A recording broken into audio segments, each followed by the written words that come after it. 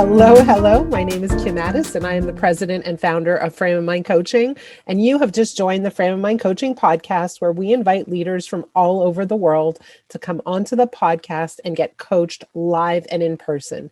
Today, my guest is Jenna Pilgrim, and she is the co-founder and CEO of a company called Streambed Inc. Jenna, welcome. Thanks so much for having me, Kim. I'm really excited. So what is Streambed? What do you do? Fill us in. I see a whole bunch of badges behind your head. Like what, just fill us in. Sure. So Streambed is a blockchain-based publishing tool that publishes immutable analytics of how social media posts perform online. Okay, so I'm going to slow I know you that down. there's a lot of stuff there, but Blockchain-based analytical tool. yes. So it's like it's kind of like Hootsuite. So Hootsuite publishes to social media platforms on the user's behalf. And we take that one step further and we publish the who, what, when, where, and with whom of a specific video or photo. We're in video and photo right now only. And we publish all of that to a public environment. And that public environment is where the blockchain comes in. Okay, so I want to go back because I mean, blockchain is such a common term that nobody knows what it actually means. Sure. So am I blockchain? Right? You are correct in the mainstream understanding of blockchain. Yes. Okay. So what is it? So a blockchain is a public environment, usually that everybody can agree that an activity occurred. And then that basically is published to a public environment that everybody can see and nobody can change, that though all of the people in that group agree that that thing occurred. So it's like a public ledger of the truth. And then what happens is all of the people in that group can say, yes, Jenna did get married, or Jenna did publish this piece of content, or Jenna did buy this house. And that information is, it's like the equivalent of in colonial days, they had a town caller who would walk out into the middle of a square and would shout, so-and-so got married to so-and-so. And so then all of the people in that town square can then confirm that call was made and that activity happened. So then the town caller maintains a list of all of the different calls that happened. And that list is what we would call the blockchain. I see. So let me say it in my language. Is that cool? So I publish articles on medium.com. So all of the articles I publish on medium.com, is that called a blockchain? No. So the community of Medium would be the consensus group. That would be the network of people. You call that a network of people. Okay. And the blockchain is where all of the transactions from that network of people are published. So Medium is the blockchain. So Medium, it's a little different now because the current web that we live in, Medium is owned by Medium and Facebook is owned by Facebook. The blockchain isn't owned by anybody. It's owned by the network of people who use it. So it's a very co-op based environment. So let me just get it right, because I think this is important. It's a very abstract concept here. It is. So the people who read Medium and the people who write in Medium is the community you're talking about. Yes. That list of people forms a blockchain? The list of activities that those people do that can be confirmed by all of the other people on Medium. So say you publish an article on Medium, and then all of the other people on Medium can see that you've published that article. So there would be a transaction broadcast to the network that says, Kim publishes an article to Medium. And then everybody else can rush around. They basically rush around to confirm that, yes, you did publish an article to Medium. And then that transaction is posted to the Medium blockchain. Okay. And then that is basically it's a record. It's a ledger of the truth. So blockchain is a ledger of the truth. Yes. Okay, sort of. I'm getting it. Yeah, sort of. Okay. So what we do is we publish the information of Kim published this video to YouTube, and it was sponsored by this person, and it was contributed to by Kim's tech team. And all of those people are contributors to a piece of media. And then they get to see the same analytics that Kim sees on a video because they played a role in making that video happen. So it provides transparency to analytics for content. I see, which increases the authenticity of the piece.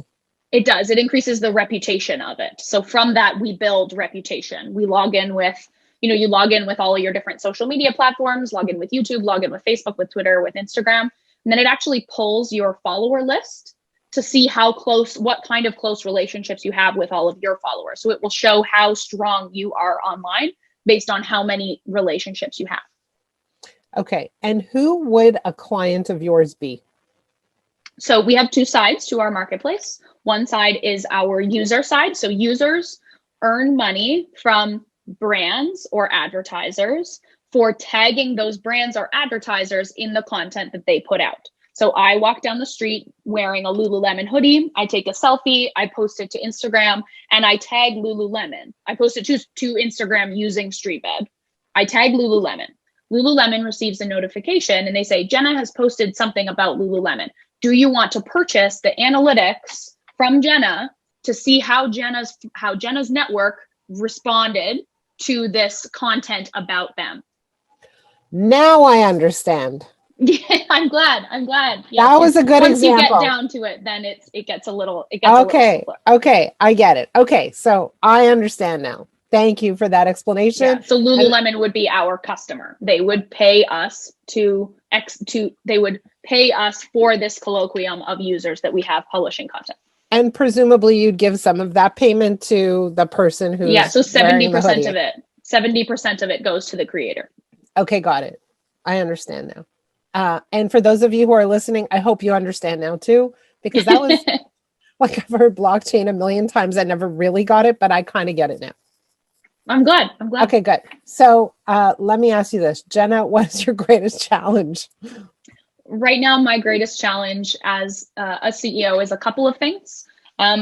We are in a development period at Streambed, which means that we have a large team who all work on different projects. And I myself work on, different contracting projects as well. The blockchain space is quite diverse. So there are lots of different ways that I can help. Right now, I'm balancing my identity as a CEO with my identity as a community member, or as someone who helps recruit for other companies or helps do some consulting or do some other things. So the greatest challenge that Streambed has is maintaining its identity through all of the different projects that everyone on the team is still working on, because we are early stage still. So you're saying I am a CEO and I'm here to grow the company, but at the same time, I'm also got my sleeves rolled up and I'm doing the tasks. I'm in the middle of the activities. So I am, but I'm also doing activities for other companies as well, because I have to keep my own lights on. And like as a CEO, there's an identity portion to that. And so I've been really working through how to almost unwind myself and my own self-worth from that of the company. Okay. And so can I use another example that I understand a little bit better, and you can tell me if it's right. So I am the president and founder of Frame of Mind Coaching. I'm very tightly tied to the brand. And sometimes I still coach, but my real job is to grow the company. Is that relatable? I would say yes, but I would say my real job, if we use real job, my real job is, yes, to be the CEO of Streambed, but the work that I need to take on still, like I still need to be able to provide value in other venues to enable myself to keep being the CEO of Streambed. Okay. And some of that is monetary, and some of that is I recently received some contract work and was very excited to be able to execute on a strategy that I didn't also have to write. Okay. And that concept is like it's part, I'm confident in our strategy, but just the responsibility of that, I'm very excited to be working on other things as well.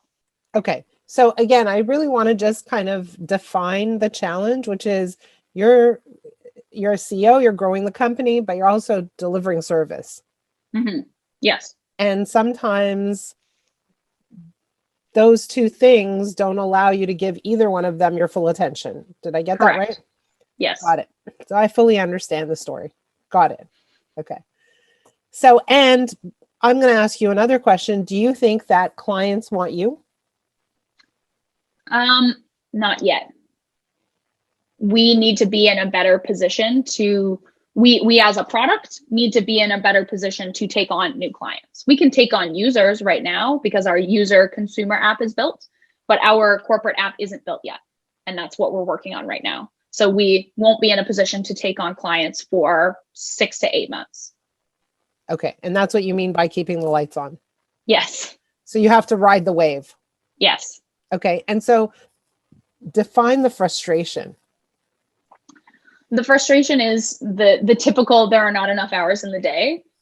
But the other part of that is understanding that though I may not be valuable to, or like what I do is I do business development, I raise money, I do marketing. There's some operations is where I'm happiest. And when our team has it's like almost like our team is not too efficient, but very efficient. They have a defined set of milestones, and the waiting is the biggest challenge. And it's a typical software company challenge, waiting for the tech to keep up with the vision, or waiting for the tech to catch up with the vision. You mean and in the waiting meantime, for the vision to check in on the tech to make sure they're all waiting for the product to do all of the things that we want it to do. Okay. Because it doesn't do all of those things yet, and it won't for quite some time. Okay. And so you're like, I really want to, I know that I'm not a patient human being. It sounds like I'm going around in circles, but I'm really not. Your frustration is, I want this product to be further ahead. And in the meantime, I still have to do this stuff. But once it gets there, I'll be able to sell to clients. Yes. Okay. And I feel like I'm being held back right now because I can't sell because I don't have a product to sell. Yes. I would say I feel like the company is being held back. Yes. Particularly you. Myself and my team. Yes. Okay. I am not the only one who shoulders that. Okay. Got it. So like, as I hear you, I see a few different problems. Okay. So I see the problem of I'm frustrated not being where I want to be yet. Mm-hmm. And, I am. Right. So that's problem one. And when you're frustrated with not being where you want to be, you're focused on all the things that are not done yet. You're focused on the waiting. You're focused on the absence. You're focused on the what is not. And when you're focused on the what is not, it feels like that time just feels a lot longer than it needs to be. It drags out. You're increasing your suffering, your pain, your own experience of torture. Okay? Yes. So there are two kinds of ways of looking at this. One is, how do you reduce that frustration is really question number one. And we reduce that frustration by eagerly anticipating what's coming ahead, by looking at what is done as opposed to what's not done. And surprise, surprise, by actually getting busy with the other things you're being busy with. Yeah. Right. So all that is good. And what we really need to do is say, hey, we're on the way, it's coming, and reduce the feeling of impatience by literally amassing, blockchaining the list of things that are getting accomplished.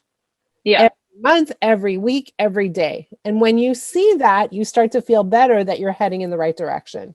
Because right now, part of the frustration is, yeah, I know we're heading in the right direction, but I'm not collecting enough evidence to prove the case. So I feel like it's going super slowly. And your job right now is to actually start collecting evidence that things are actually progressing. And that will help you feel a lot less frustrated and impatient. Okay, so that's kind of like the how do I deal with myself? How do I calm myself down question? Yeah. But there's another piece as I listen to you that I think in the back of my head, which is more of a business development piece, which is, how do you pre-sell something that's not in existence yet? And that's an interesting question. And that will help you make progress. Right? So how do you the other way of saying it is, how do you get people on the elevator at the ground floor? Right? Yeah. How do you do that? and what kinds of conversations do you need to be having, and how do you get some level of actually financially or commitment level buy-in before the product is even ready? So we've explored a couple of different ways of doing that. The blockchain space is really good for that kind of thing, for exploring strategic partnerships or other. We're actually looking into a few different corporate partnerships right now to help us build out the corporate side of the app, because it is so easily sort of separatable from the consumer app that we're consistently developing on. So, but the downside of corporate innovation groups or of pilot projects and that kind of thing is that the RFP cycle for big companies is so long, and we are moving so fast that it just doesn't. Or we're developing very fast, and we're either burning through money or burning through resources, or even just burning through brain power. Building something that then so there are, I think from a pre-selling perspective, we've been at this for now almost 2.5 years. So we've been pre-selling for quite some time, and there's a large group of people who know what we're doing, who are staying updated on what we're doing, but are waiting. At some point you have to deliver, and we're at have to deliver state now, I think. Mm-hmm. I'm kind of curious. You said you're a co-founder. What's the ownership split? So I can't actually, I can't share that here. Okay. But the ownership split is quite even between myself and my second co-founder, Michael, and then there are Michael Casey. He is the chief content officer at CoinDesk, and then from there, it goes down into there are three other or four others who have less than that. So the two of us have a relatively equivalent stake, and then the rest is split up. And then we have a options pool. You don't own more than 51% by yourself? No, no, I do not. That was my question. Okay. So, I'm still kind of going to explore one thing with you, which is I hear the whole RFP thing. I get it. I understand. I understand how the corporate world works. My personal experience in terms of penetrating the corporate market has been, there's a saying, if you can't get in through the front door, find a window and climb in. Yeah. And so that's been my experience. And so how have I done it? I've established a really good relationship with key stakeholders. Mm-hmm. And because that relationship was so strong, they brought me in through the window. Yeah. Yeah. And there are two places where they have received proposals where both of them are, the CEOs of a specific division or CEOs of a country of a multinational corporation. And we have been able to go in the side door with those. Great. We're trying that part. So my advice is to look for more side doors, right? Because the straight line approach is hard, it's long, it's tedious, it's torture sometimes, right? And so you got to kind of navigate and find those side doors. But as I'm talking to you, what's interesting is how many things you have done, right? And so this whole idea of collecting evidence to build up the perspective that you're making progress, that you're trying things, that you're moving in the right direction, will help you as a leader focus on what is getting done as opposed to what hasn't gotten done yet. Yeah.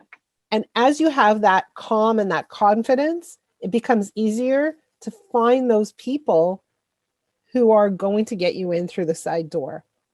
Mm-hmm. Because there isn't that angsty feeling. Yeah, you're not coming at it from a place of desperation. You're coming at it from a place of, you could take this or not, and I would still be fine.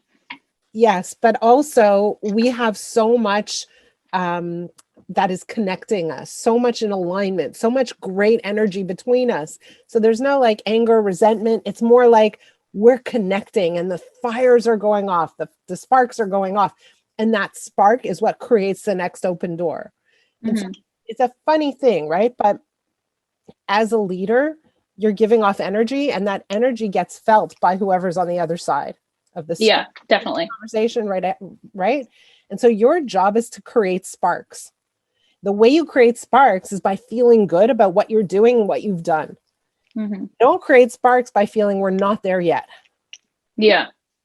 Right? So it's the way that we think about what we've done and what we're doing that allows us to connect really with someone else with that kind of energy, mojo, whatever you want to call it. Yeah. That gets us to the next place. And I would say to you that your job is to create synapses that spark with critical players that say, okay, fine, Jenna, I'm going to get you in through the back door. And even if it's a pilot that's, a smaller price point, we're going to get you in. We're going to get you moving forward. Yeah. At a lighter pace so that you can escalate over time. And so your job is to really focus on what's working, what's moving. Yeah. And literally create your blockchain of evidence of things that are working. Does that make sense? Yeah. Yeah. That's a perfect use of the word blockchain too. Yay.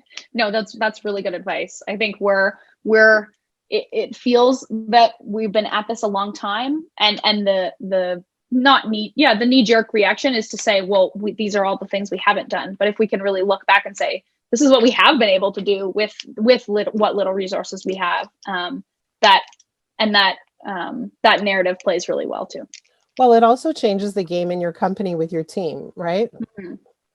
And that kind of view of things keeps you not only moving ahead, but able to see opportunities when otherwise your head is clouded. Yeah.